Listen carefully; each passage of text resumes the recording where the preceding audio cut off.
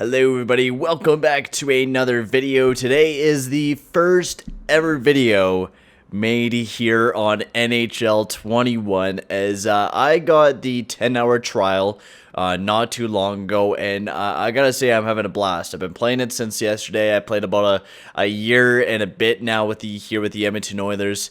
Oh, whoops, wrong button. I've done a little bit to fix up the team, of course. The team actually doesn't look too bad. We're not here to talk about the team. We're here to talk about the game.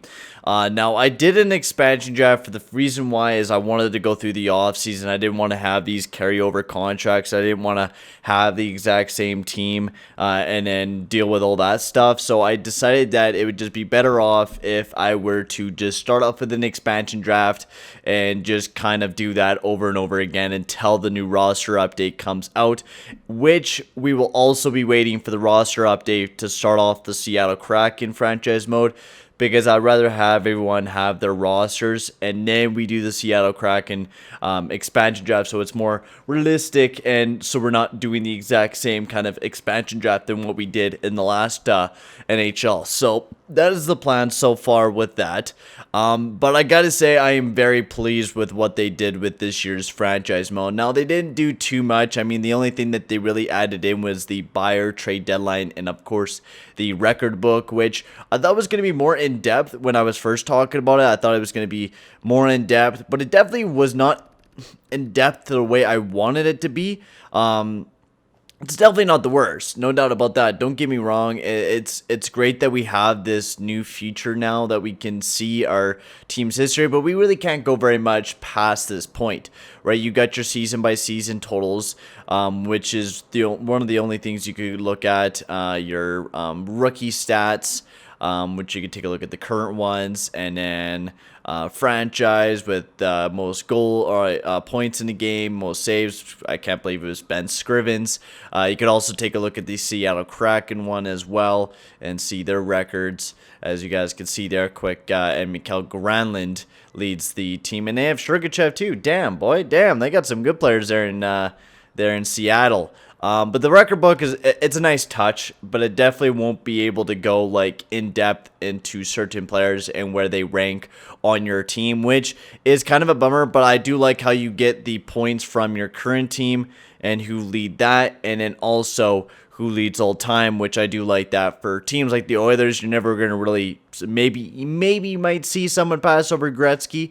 You might see McDavid do that, but who the fuck knows, right? I mean, Huberdeau leads the team there in points, or in goals or whatever it is. So I don't mind that. That's a nice feature they added. Now, the buyer system is actually not too bad. It's still, of course, broken. If you lose a bunch of players at trade or at free agency, you go down to a straight up seller, which does suck for this, but it's not the biggest deal. I am going to make a separate save file so I can just, actually, no, it doesn't really matter. I just want to save it. Might as well just cancel, whatever.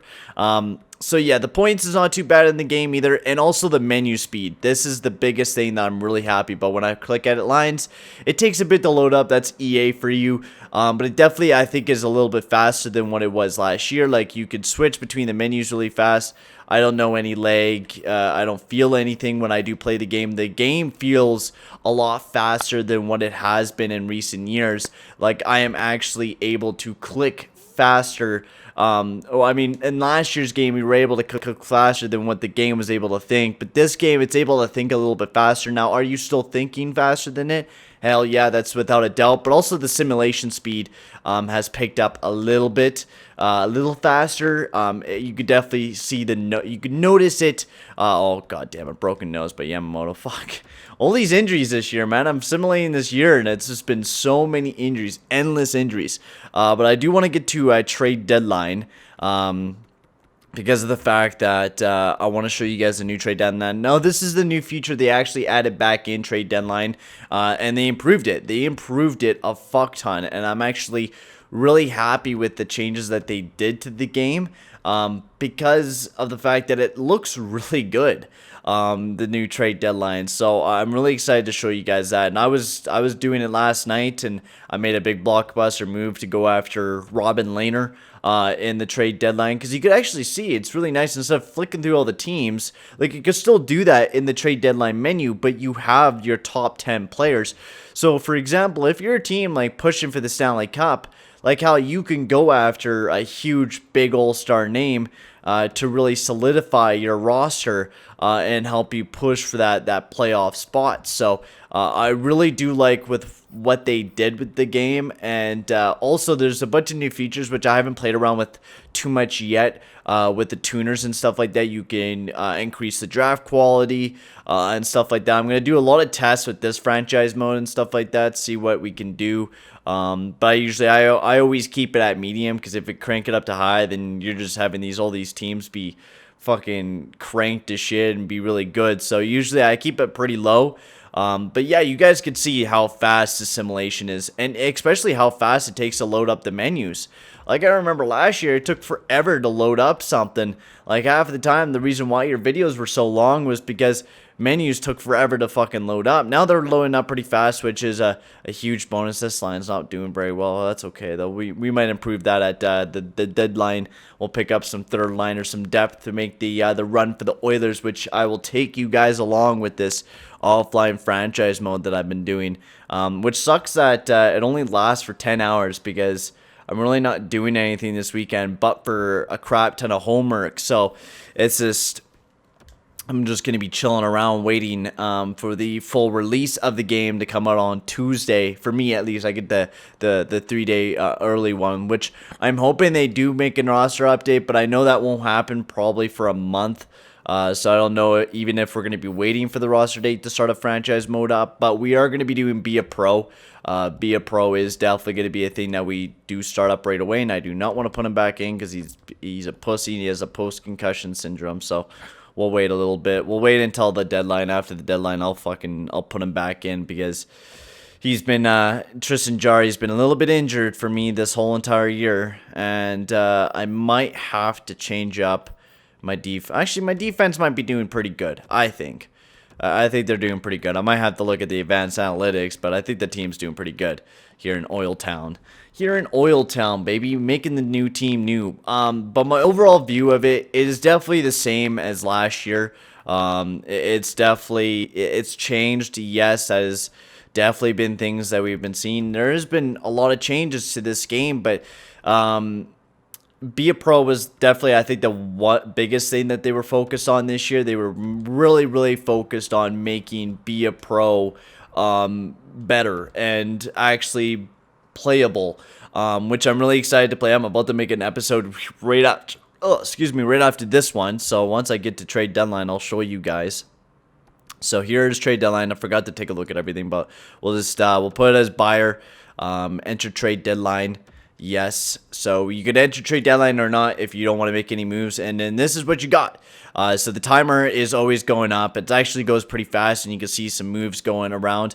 Robin Lehner, we did have him on the Oilers, and the reason why he's back up is because Colorado were assholes and decided to sign Grubauer and fucking Lehner. So as you can see, the AI is still fucking stupid, and some reason signed both Grubauer and Lehner to Colorado, which made no sense to me. It actually really pissed me off. I was sitting there looking at the deal, and I'm like, why the fuck would you do that? Trailer, there you go. You see the trailer first in Skinner for Eric Gustafson in exchange. So a smart move there. Now he will be off the board.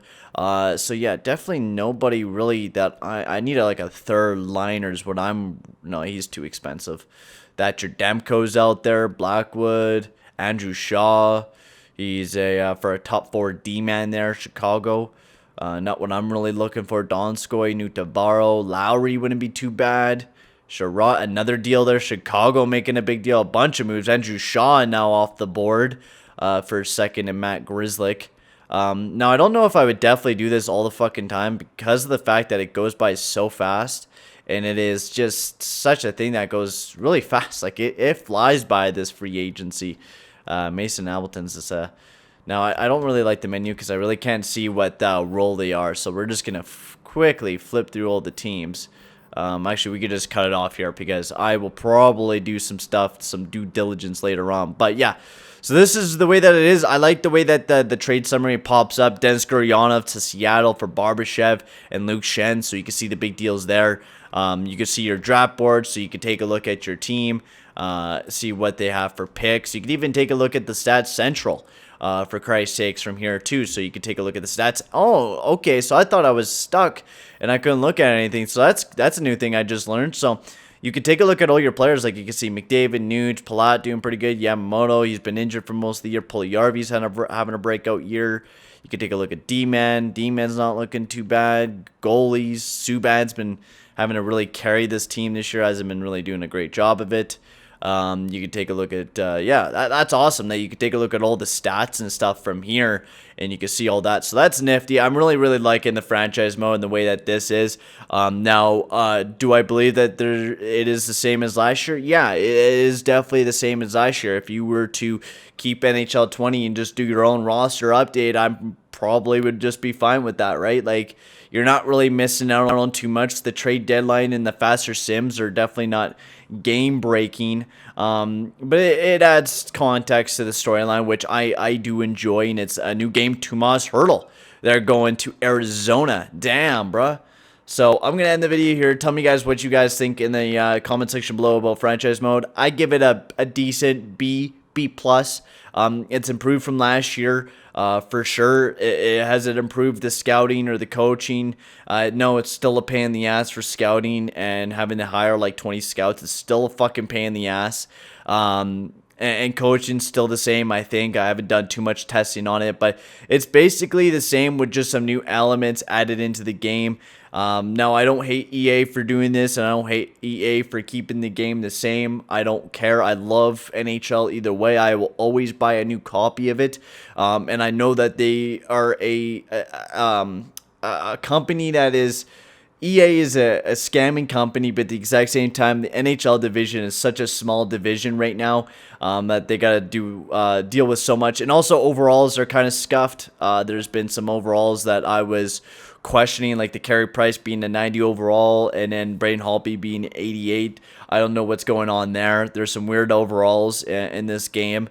But I don't know. Tell me guys what you guys think in the comment section below. Thank you very much for watching. And make sure to like and subscribe. And I'm going to end the video here. See you guys all later. Adios, amigos.